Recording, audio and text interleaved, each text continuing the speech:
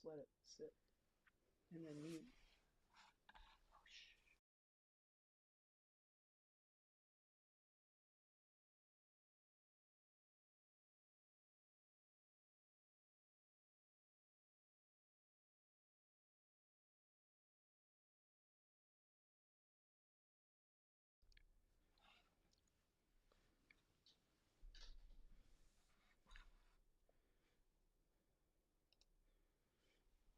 Hi, everybody. Thank you for joining me for another Facebook Live. I'm Dr. Narda Robinson, CEO and founder of Curacore Vet, and I'm an osteopathic physician and a veterinarian. And today we're going to be talking about photomedicine parameters. So I have some photomedicine devices here. I invite you to make comments and ask questions, and so we can answer those things you have wondering about what your laser device does and just these different terms that define it. And just a point of note, this is designed for veterinarians and other people within the profession that might be using photomedicine and photobiomodulation, so all these things that involve laser therapy or light emitting diodes. So it's just for educational and instructional use only, and not to treat your own animal. So let's talk about even what does laser mean. Laser is an acronym for light amplification stimulated by the emission of radiation. So when we have a laser device, and so this is a head for one of the first lasers that I ever used. So it's a Chattanooga group, and it's called Vectra by Genesis. I don't know. There's all these different names. And this is a class 3 unit. And I don't have it on, so I can show it to you.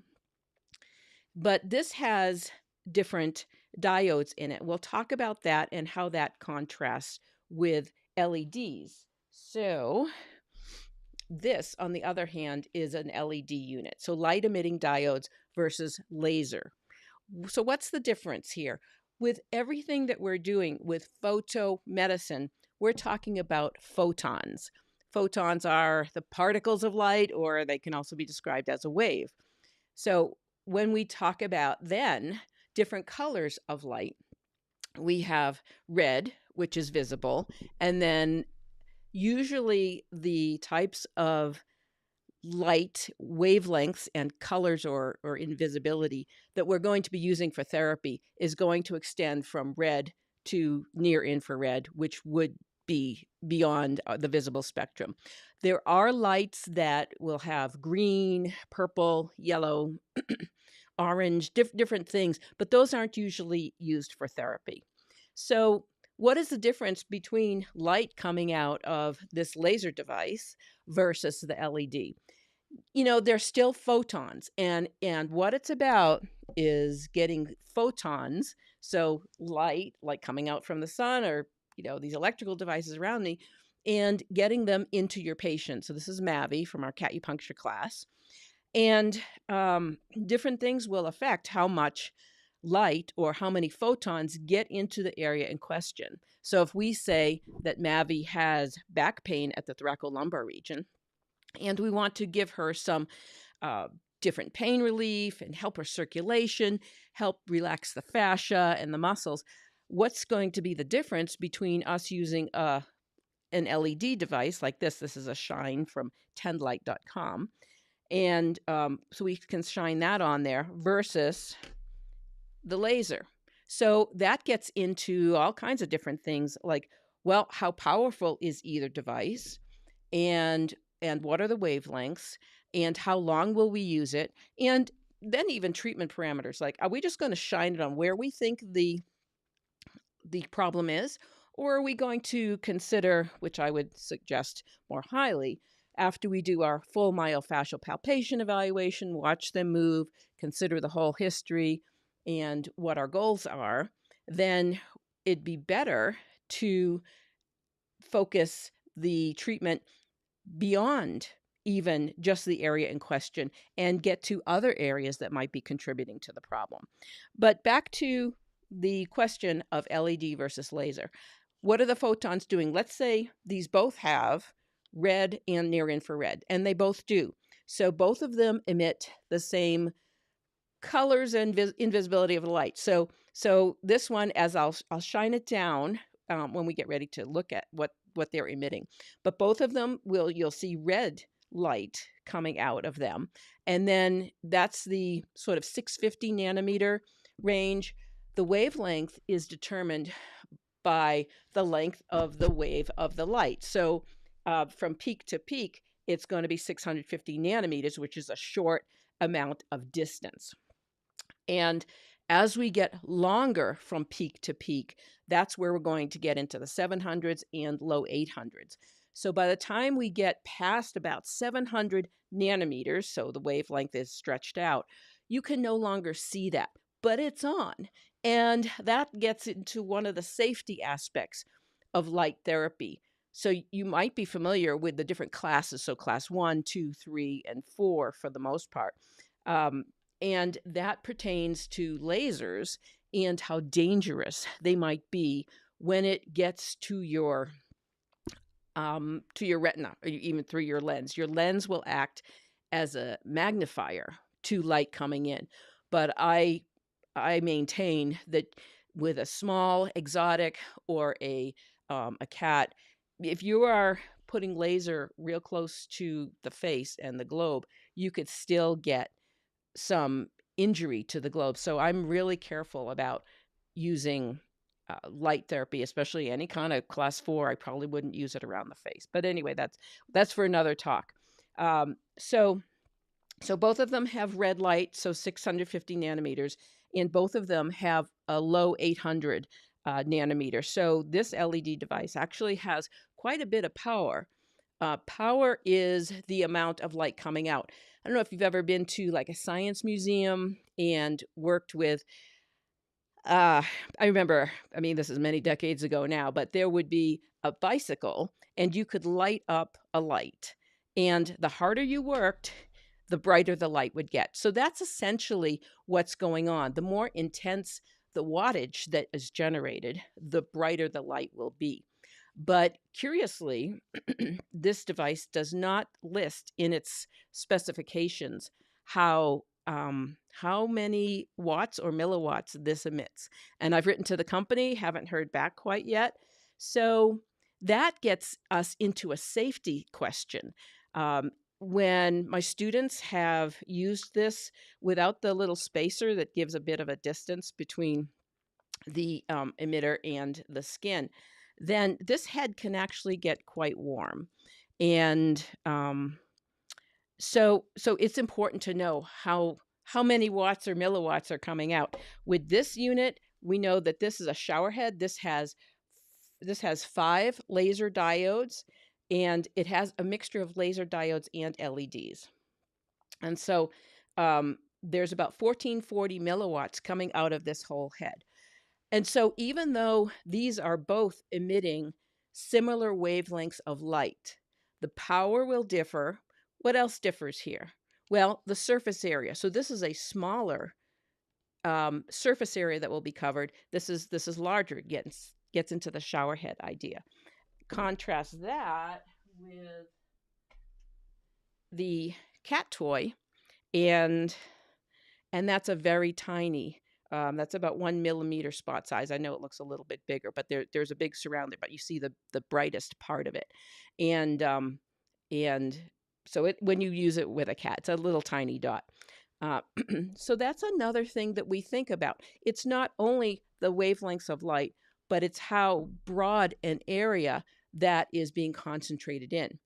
But back to laser versus LED, the main difference is that when you are using a laser device, all the photons are kind of just going along the same path. We say that it's collimated, so tightly collimated. That means they're all coming out like a pinpoint from that laser. But depending on your unit, it might be a broader spot or a narrower spot, but all of the photons are dancing to the same rhythm. They're tightly one wavelength. So you're getting really close in on just the wavelength that type of laser emits. Both of those things aren't super important because when we're treating an animal, I mean, I contend they're not super important. When we're treating an animal, then do we want to focus on an area? Yeah. Would we like it to be right where we point it? Yeah, to a degree. But actually, most problems have a bit of a range. So I don't mind if it scatters a little bit. So the photons come in and they might come out in a really tight beam. But then when it gets to the tissue, they're going to scatter and go different places. That's going to happen if you have a laser or an LED. So, what other things do we need to think about? Well, at this point where we have LEDs and lasers, the idea of pulsing and super pulsing, that's mostly with lasers. And why I bring that up is because you'll see a lot of devices that now advertise super pulsing. Pulsing is just when the light goes on versus off. And the super pulse idea was designed to avoid overheating of the tissue. So when there's just on and off, then we need to consider, well, what's the length of time between the on phase and the off phase? So those will vary also. It's another lecture if we want to cover that. But with super pulsing, it's a very high amount of light that comes out, like on the order of watts. So like 25 watts, 60 watts, maybe even more, but for a very, very brief time in the length of nanoseconds. So that allows there to be a big bolus of photons delivered into the tissue, but not to stay around very long, which means that the tissue can cool. So that's where superpulsing comes in. There's not a ton of research on that, but a lot of companies are introducing superpulsing in order to deliver a strong amount of light for a very brief time with the hope of getting a more meaningful delivery to the deeper tissues. That's not something that we can do with the LED at this time. Let's see, what else? I don't see any questions or comments at this time just yet. Feel free to just ask me things as I go. So wavelength, yeah, so we have visible and non-visible. The biggest point about the near infrared, so that's not far infrared, it's near, it's just beyond the visible spectrum. The best wavelength of light that seems to be good for neurologic issues is going to be in the low 800s. Why is that? Well, when we have the photons being absorbed into tissue, different types of molecules will attract and absorb that light depending on the wavelength. So like melanin and hemoglobin, they have an affinity for the red light. So if we have a dark animal here, or if we, whether the fur is dark or the skin is dark, then that will impact how much light gets into deeper levels. Also, when there's a lot of vascularity, like there is with the skin, that means that the hemoglobin traveling in the vessels in those superficial layers, that's going to attract the light as well. So the wavelength where the photons will get through without being absorbed elsewhere is more in the low 800s, like 810 or 830. Now let's switch to our little devices here.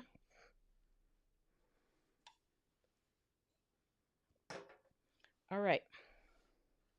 So what else can we think about? We can think also about the power density. So with this light, so with this device, and I'm going to put on my laser glasses. This is a class 3 device. Clean up my little area here. And again, this class 3 laser. So with the class 1 lasers, this is not a laser, so it's an LED. It's a different class. Class 1, class 1M are, oh, I see a question. I'll get right to you after this a little bit. So class 1 and class 1M, they, switch back my camera. They are pretty safe, and it's hard to damage your eyes. Let's say this was a class 1M device. Unless I stared at that for a long time while it was on, and especially class 1M, I would need magnification, like glasses or something, then that's not really going to hurt my eyes. So that's why we use the Class 1M devices in our classes, our live classes. As you get to Class 2 lasers, it's a little bit more tricky. Now, this one is a Class 3B. So, great. So Lena asked a question. Let me see, can I show this? Yes. All right. Is your recommendation for wearing goggles for every type of laser? No. And so we don't recommend goggles for like the ones we use at the school, so the Class 1M. And but this one I do. So this being a Class 3B, sometimes you might go to a lecture thank you for that question. And so you might go to a lecture like I have by a manufacturer of a Class 3 device. And what I've seen them do is they'll just turn it on, and to emphasize how safe it is, they'll just say, see, it's as safe, and they're waving it around. And the contention is that it's safe as long as you're more than 3 feet away. And I think that some of the Class 4 manufacturers probably assume that too. I don't. So Class 4 is where, you have much greater danger of getting eye damage when you look straight at the beam. So these are Class 3. These are goggles specifically, and look at the green. They're specifically for this device, and they come with that. If I was using one of my Class 4 lasers, they would be different goggles. Why is that? Because the manufacturer determines how they're going to block light based on what the device is, or else, the manufacturer, let's say, selects the glasses that they're going to distribute so that you're safe, and the problematic wavelengths from the device that it emits, they will be blocked. If they blocked every type of light, then you wouldn't see anything. So, that's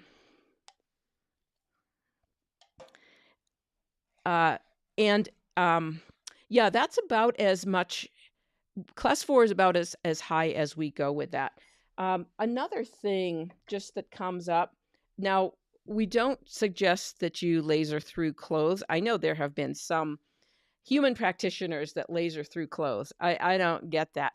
When you have a black cloth like this, that is going to absorb the light versus just having it on white, or, just like that. So that is a safety issue. I'm diverting a little bit, but I found this out when I was at CSU, and sorry, I'm just getting over a cold.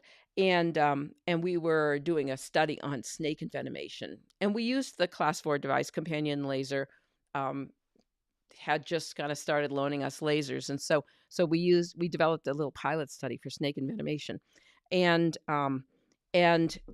if we weren't going to use, I don't think even doggles were around at that time. So in order to shield the dog from the laser light, there's a question, okay, what color would you use? If you were going to hold something over their face, what color would you use? Some people thought white, some people thought black. The answer is the black, because you'd rather have a black cloth absorbing the laser light versus white. White will not. It's not like it's going to reflect it. So it's a little bit counterintuitive. So we want the cloth to absorb the light, not the patient.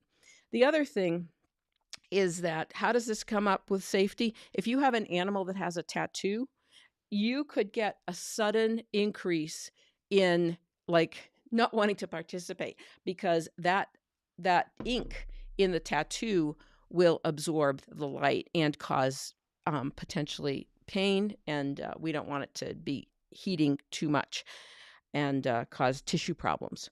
So back to lasers versus LEDs. LEDs are generally just going to be safer. And many of you may think about, what device should I suggest to clients when they want to do home treatment? I do like this kind of a device. I know that there are Class 1M manufacturers that have specific lasers for you to rent out or loan or sell to clients. And that's relatively safe, and that's going to have that amount of power that's in that device. But even some of those popular Class 1M devices, they are predominantly emitting LED light. There's a small amount of laser light. So we assume that the ones that look like this that are lasers are lasers. And so I encourage you to ask your representative what actually is coming out. How much is laser? How much is LED? And the results may surprise you. So anyway, but things that I like about this kind of a device are that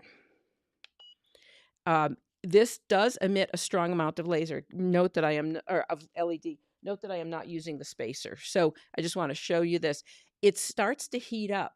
And how we found that out was one of our on-site courses. When I just got this and had people play with it, someone had held it on their skin for quite a while, and it was heating up, and it left just a teeny bit of a mark. I think probably the mark went away, but it was heating up a lot. And so one of the good things about a small device like this, whichever it is, for cats, if they're just kind of hanging out, laying down like they are wont to do, this kind of size and a battery operated unit can just lie right next to them. And if they had back pain or they had inflammatory bowel disease, not lymphoma, or you were just treating them for constipation or just pain, whatever, they are usually pretty okay just hanging out with that right next to them.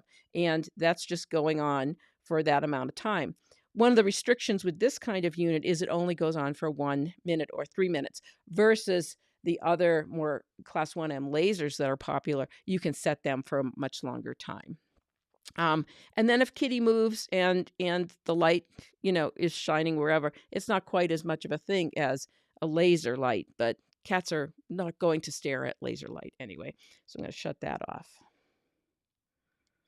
Okay. The other, hold it down. So, but the new thing with this is that it does have an 850. It does have 850 diodes. So the directions say that they're these ones. I'm not sure. And like I said, they're not talking about how much power is in here. So if we're evaluating a unit, what do we think then? Let's say either way, you were looking for a unit for home treatment or for your own practice. And you're like, what laser is good? Because I get those questions all the time. First of all, if you ask me, I would say, okay, what are the specifications?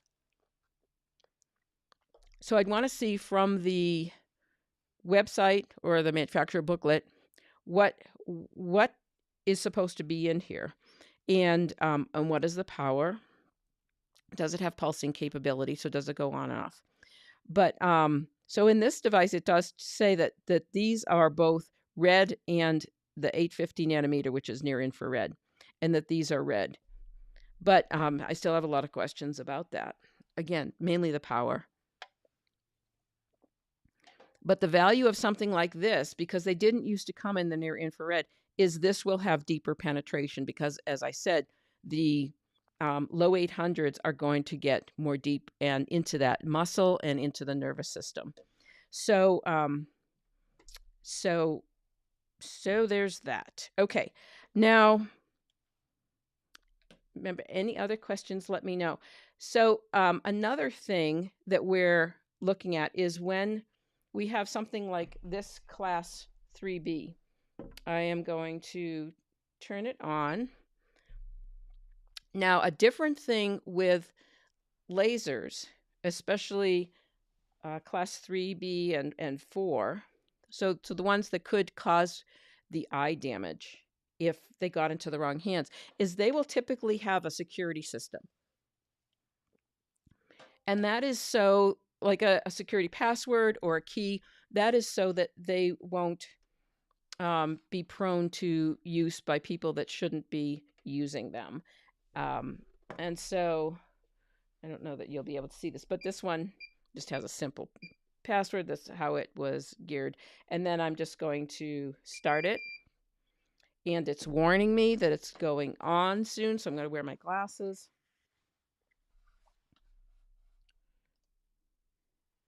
And now all I have to do, must enter a treatment time. Okay. Depending on how I set it. So this is asking me to set either the joules per centimeter square that I want to use, or the amount of time that I want to use it. And then I'm going to just say start. It says laser is armed. We'll start in 1 or 2 seconds. And there it is.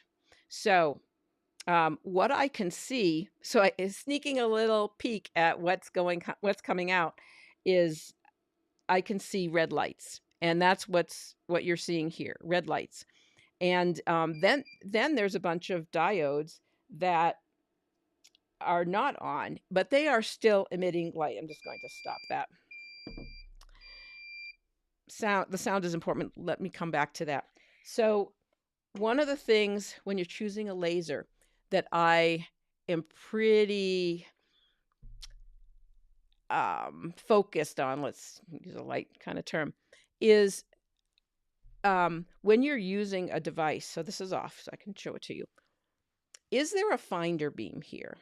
If you have a laser head that I can turn it on, like you heard the sounds, and there's maybe a light on the handle, it's maybe things saying, yeah, it's emitting laser light right now.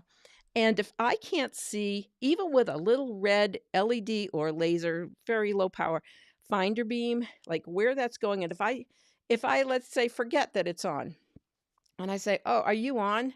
And I'm like staring at it or something, you're getting blasted by this long wavelength light that, if with a class 3 or 4, is going to damage your eyes. Another way that you could get damaged with your eyes if you're not wearing, well, goggles. So goggles are important. Goggles will not protect you fully if you are just staring at this. And even if you don't know it's on, it's coming into your eyes. So goggles are more for reflected light. You never want to stare directly at the beam. But what I have inadvertently a second or 2 or maybe 3, when I've been, like when I was teaching at CSU and I'd have a student, usually wouldn't do it to myself, but if they were coming on the other side and treating somebody, so this is something as a tip for your clinic.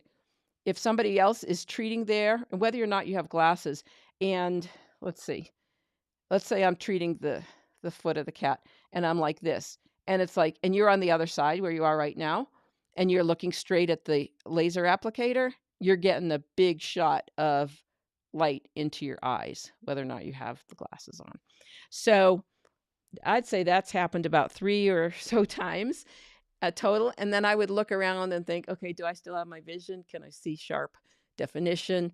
Fortunately, I have been able to, but people that work in laser labs with really high powered devices have sometimes lost their vision because of that. So fortunately, we don't have to worry about that with so much, but certainly don't want to stare at it. So if a device doesn't have something coming out of it to show me that this thing is on, even if it's not the wavelength, because I can't see the 800s or the 900 wavelength, anything beyond 700-ish, I get worried about that, and I would rather not use that because you get distracted when you're speaking to clients, and it's really important to stay as safe as possible. So when we get to joules and power density, there's a lot of relationships there that are important to know about. Oh, Carol, let's see. Yes. Add to broadcast. Okay, yes, definitely. Jules, thank you for that.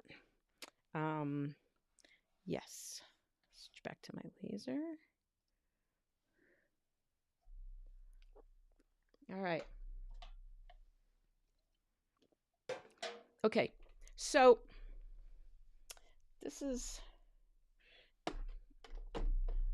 let's talk about the cat toy.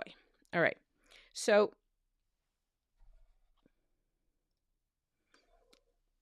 go back to that a second. Okay, so joules. Joules are the amount of work coming out, and we're talking about the power of light or the work of light. Starting with watts. So what's a watt? A watt is the amount in light terms, like how powerful is that light? I had a little Himalayan salt candle. You know, if you turn up, let's say you have a dimmer, and you're turning, or let's see, I could play with this camera. So there, I'm turning down the brightness, turning up the brightness. So that's the kind of thing. If you had a device and you could, on the machine, because some do that, you can turn down the intensity. So if you have a site that says, okay, I can change the watts or the milliwatts, then that's how you're going to change the power. So this all gets to joules, because joules is a product of the power of the light coming out times the time in seconds that you're applying it, divided by the square area, which is centimeter square. I remember it by PTA. So power times time divided by area is joules per centimeter square. So a joule is how much light is acting, how much power you're putting out, and how many seconds you're doing it. Joules per centimeter square is the dose, then the energy dose that you're getting in a unit area. So if I have my little cat toy here, which is going to be, and this is what I used in the beginning, before we even had a class 3B or anything, I actually treated a little corgi. It had a skin graft, and the area where the skin was taken was not healing, nor was the graft. And so I, having been from human medicine and knowing they were doing studies even with a small laser like this, because back in the day, this was what was out there. So this is less than 5 milliwatts. So milliwatts versus watts. This is 5 milliwatts. And I just sort of painted it on that skin area, and the wound healed well. Then I treated a horse with string halt that had burst open after surgery, that incisional area, and on the limb. And that healed too, even though it was like 8 weeks that it was not healing with antibiotics and everything. So it was astounding how much laser was helping. So if you hold, these are from some of the early studies that I was exposed to, like in the 80s. So even for acupuncture points, this is 5, let's say it's 5 milliwatts. Usually the thing says less than 5 milliwatts. If I hold this here long enough, so 5, if I held it here for 200 seconds, right? So 0.005 times 200, this is going to build up to a watt. So that should be 1,000 milliwatts or 1 watt. But it's in a very small area, right? And it's 1 watt per that little dot size, versus if let's say this was now a class 4 device, and this emitted 1 watt for every second. So 1 watt times 1 second is 1 joule. So power coming out, let's say huge spot size, 1 watt, put it on for 1 second, watt times time equals joule. And then I have to say, well, how many joules per centimeter square are there? If this head was smaller, let's say it was a centimeter square head, which would be much smaller, then I would have 1 joule per 1 centimeter square. So I'm getting the dose is 1 joule per centimeter square. So that's how it is. If I then turned up the machine to 10, so if I turned it up to 10 watts times 1 second divided by 1 square centimeter, then I'm getting 10 joules per centimeter square, but it only takes me 1 second to do that.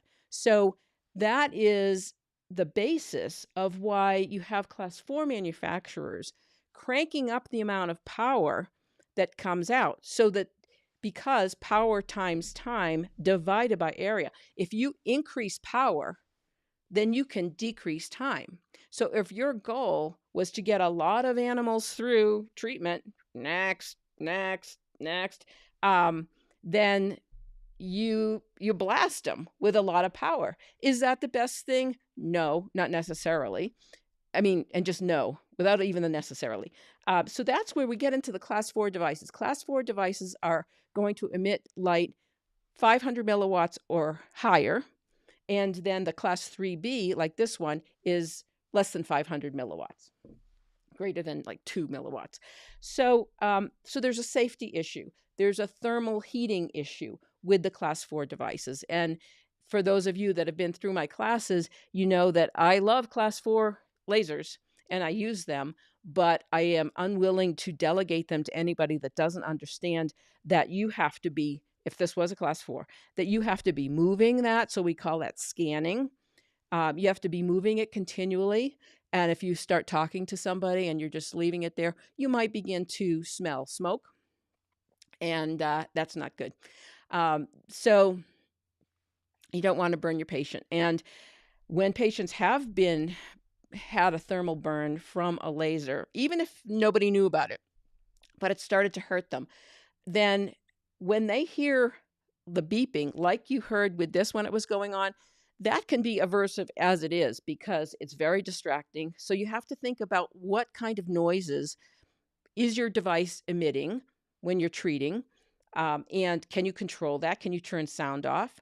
Is there a safety issue if you turn off the sound so that people aren't knowing that you're actually doing a treatment like that? So there's lots of things to consider.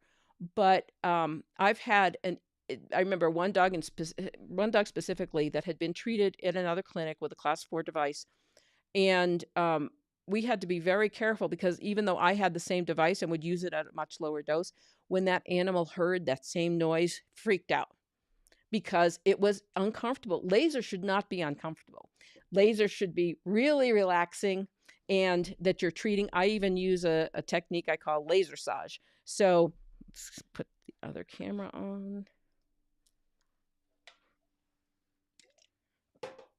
So again, if this was a class 4 device, which it's not, and it would probably be a smaller head and all, when I am treating my patients, I like to be doing it. So unless my person is trained and does it like me, I don't want them to do it. So very careful about who does it. We don't need to have people hold an animal down for this because they like it. So, or if Mavi was resting. As I am applying this, I do this with my human patients also. If I'm doing laser, I am following that area with my other hand so that I can feel the tissue. The beauty of the class 4s is that they are going to as you're doing it, relax the fascia, change the thixotropic aspect, thixotropy, thixotropy. So change the way water is organized in the connective tissue, and you can start to feel that tissue relaxing. Mavi really likes it on her neck, right in there and around the sides. But I'm always continually moving it. The other thing I'm conscientious about is that when I'm over the black area, the light will be turned hotter than over the white area. So just getting back to the joules per centimeter square is that it starts with power. And the recommendations that you'll often hear are, well, how many joules per centimeter square? What's my goal? And let's say it's 10. So again, if I had a device that was 10 watts per centimeter square, let's imagine this was a small little centimeter square. So I could get 10, 10, 10, 10 everywhere that I'm going. It like goes really fast. And but the higher intensity the laser, the different the downstream tissue effects will be. And fibroblasts are the cell type that are going to be really important for this type of treatment. So fibroblasts in the tissue, they're going to be activated with the laser. They're going to have their growth factor production stimulated. You're going to get um, so with a moderate amount of joules per centimeter square or power density, with a moderate amount of dosing, we're going to get activation of healing mechanisms. We're going to get increased cell division. We're going to get neoangiogenesis. We're doing a lot of things that are restorative to the tissue. When it gets too intense, the light, then that puts a damper on it. And so it's about, what are our goals? Is it about pain control or is it about tissue healing? And we need to modify the intensity of the laser power accordingly. Now, some devices, they have the whole screen and they're like, what do you want to do? And what color is the animal? And so on. But I still don't, I mean, I like to tailor my own treatment and actually use devices specific for certain issues. With something like wound healing, I'm fine with red light because we want that to be superficial. And with this having the 850 also, it will get some of the deeper effects too. But if I just went with a pure near infrared light for wound healing, and especially if it was high power, what I'm doing is more bypassing that superficial vasculature and nerves and just all that skin. I want it to be superficial in those cases. So that's important as well. But I also want to take down the joules per centimeter square, the intensity, the power, so that I'm not like stunning all the tissue into like, I don't know what to do. I know that I won't be so painful because I'm going to slow down sensory transmission in some of the nerves, but you want to more build tissue. So that's where the class 3 devices are good, and LEDs. So again, just to review, the power of the laser that you have it set on is many times changeable. If you have it on a higher power, you're going to get through with a shorter treatment, but what is that doing to the tissues? It's like dumping a whole bucket of water on a potted plant, and rather than trickling it in, do we want to splash a whole bucket on there and have it splash all the way out because there'll be more reflection and it won't be necessarily absorbed as well? But it won't just sink in and work with all those little factors and chromophores, which are what are absorbing the light. So there's an art to laser therapy as well. And I think that with a lot of these devices, they're marketed as super high power, you get the treatment done, and that's just not how I operate.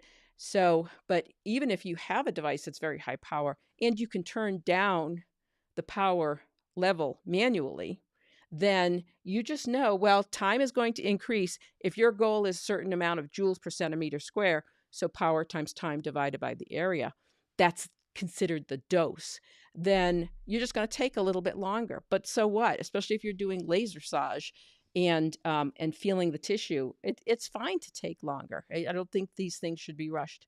I should note that there is pushback within the laser community, longstanding, but that joules per centimeter square, this dose that we've been told about as the target, that isn't really great to use that kind of units and idea that we just need to dump enough photons in a certain area and call it good.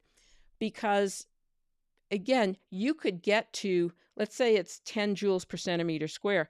I could use my cat toy and let's say we wanted to get to 10 joules per centimeter square.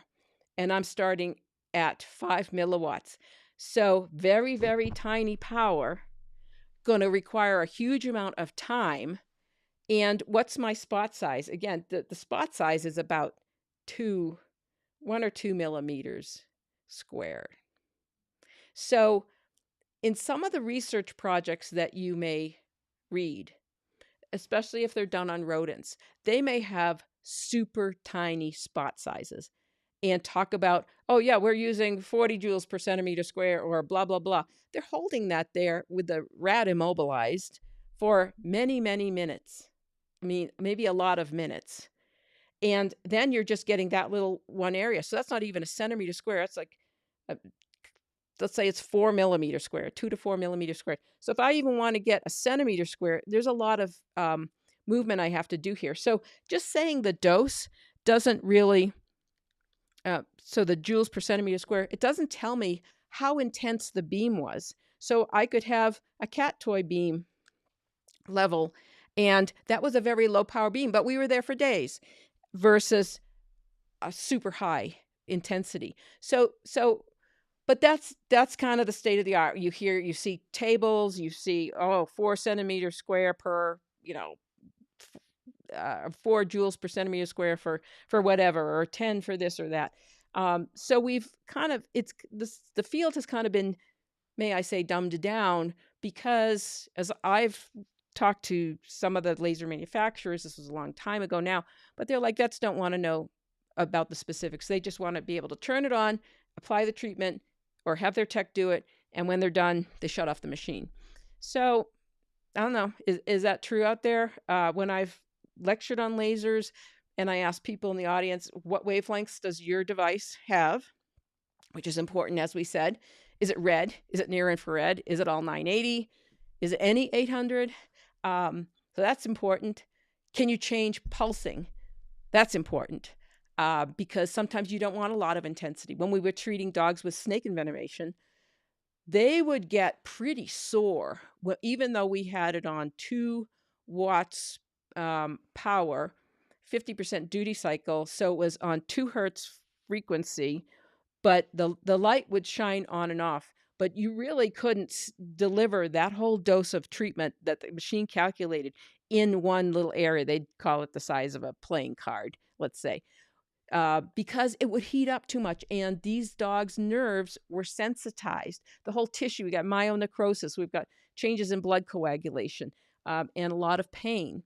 So many different patient factors will impact how that laser is being received and where, that you really have to stay on top of it, or the people that you've delegated the treatment to need to be attentive to how is that animal responding. Some of my human patients, they're fine with a certain dose on their neck, on their back, let's say. But if they've got neck pain, that's sensitized. So they can't have that same amount of intensity, that same wattage at their neck as they can elsewhere. So that's that. I know we're getting on in time. Let me just see if there's any other questions, which I don't see, and just other ideas. So let's see. I don't know. I think that's kind of it. Let me see. So if I was thinking about laser, well, no, I think that's kind of it.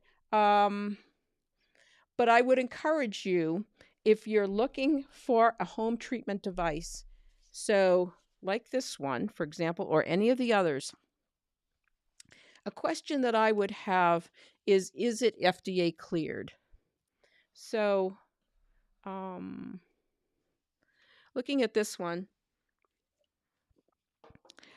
thing that I can see, let's see, I think I'm zoomed all the way in on this pretty much. Yeah. So you see this little thing right here, all of the lasers, even the low power lasers, even the cat toy, right? Cat toy, where's your thing? Not even the cat toy. You know what? I lost the thing that covers the USB.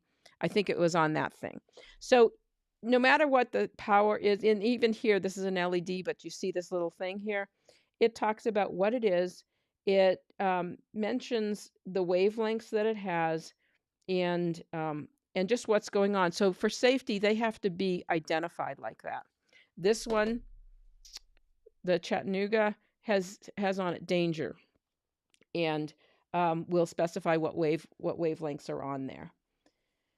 So if I am making a recommendation to a client, because I think it's important for them to have a light emitting device for their animal, and it helps you keep the treatment improvements going for longer. So I like that idea. But one thing I'd like to know, is that device FDA cleared. Someone asked me a question recently about a device, and they said it was FDA approved. Don't think that is applicable for devices.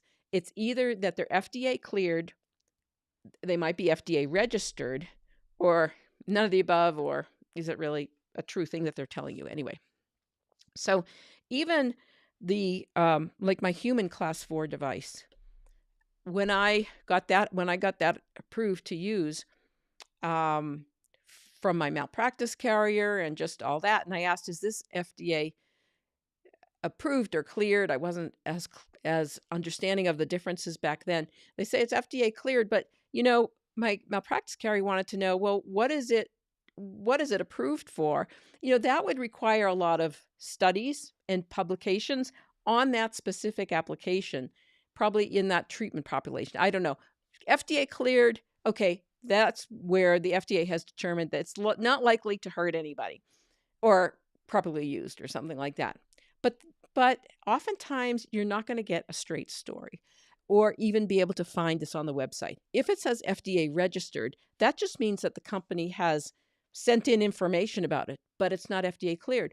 Why would that be important? Well, let's say your client is using the device you suggested for a long, long time. It's like, well, Fluffy, or Mavi, Dr. So-and-so said this was important, so let's just keep it here. And it's like it's heating up, and maybe they didn't use the spacer like they should have, but still, safety comes first. And with the home use device, especially with the lasers, you're making a recommendation. You better make sure that client knows what the risks and benefits are, and how to protect animals and even family members, kids. Let's not just look at that light. Be very careful. Usually these things will come with glasses. So even though that LED device is not a laser, they do give you glasses. One more word of caution is that if you have like an LED array here, so most of these are LEDs. These are the laser diodes. So these are what are emitting the 810 or 830. I forget which one, but they're kind of both good. But all the rest are LEDs, and they would shine red light.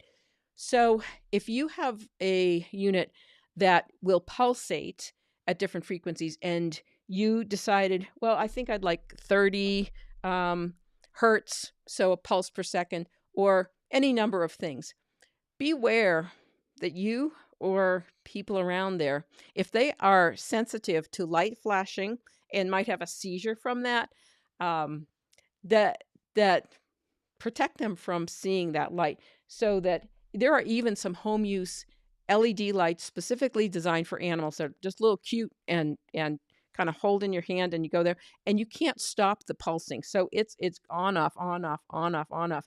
And you can still see it from the side, even though you're applying it here. And I actually have to not look at it because I don't have seizures, but seizures can be generated by an entrainment process. So on, off, on, off, on, off. And so if your neurons in your brain start to fire all synchronously, that can generate a seizure. So you might have people around that are sensitive to flashing lights.